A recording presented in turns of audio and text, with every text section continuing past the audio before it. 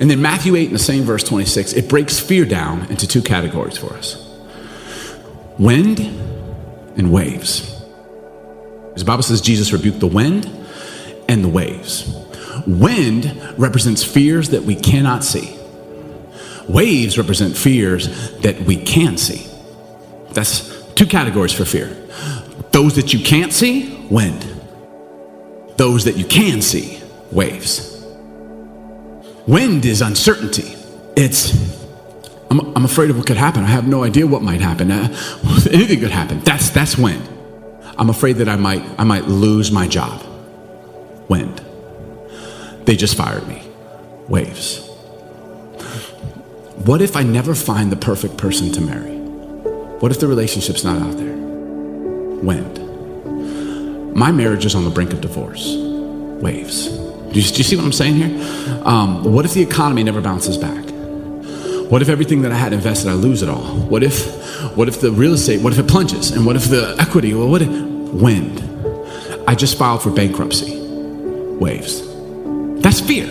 Both are fearful. One you can see, one you can't see. My father was an alcoholic. What if I'm under the same curse? What if I can't escape it? Wind.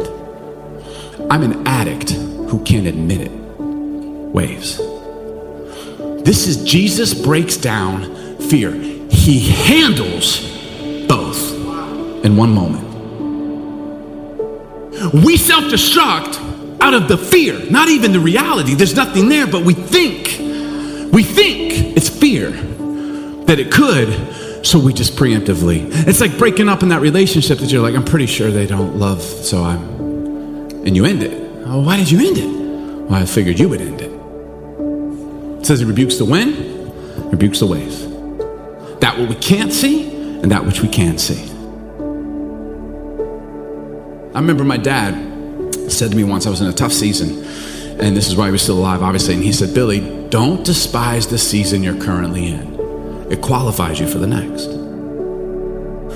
I thought, wow, because I was despising my current circumstances. And he's like, this just qualifies you for the next thing. Learn what you need to learn. Figure out what you need to, but don't think that I'm like, that is a tough season. Like, I don't even know if I can make it. I don't know how to make it. I don't know what to do. I just wish God would just get me there already. He won't.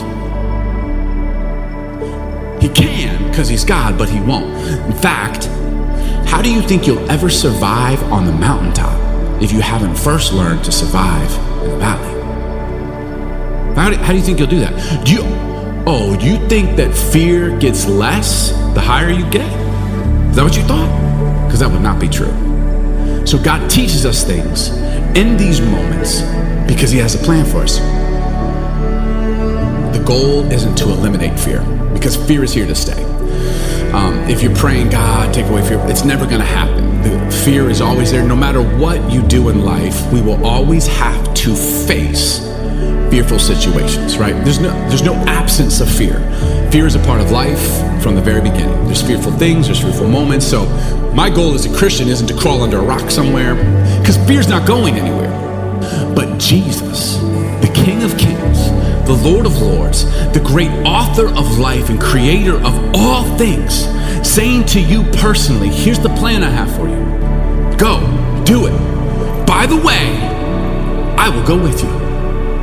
Stop telling you to do it, he will go with you. And when you can't do it, and when the storms of life and the fears of life barrage us, he'll be there right there in the middle of it, and he'll calm them, and he'll take care of it, and he'll handle the wind, and he'll handle the waves. At no point in this story, in this parable in scripture, does Jesus eliminate the fear of the moment. At no point. But he's in it with you. And he calms the fear. And he has courage in the midst of the fear. And he strengthens us in the midst of it. He is the source of my strength. And he is the strength of my life.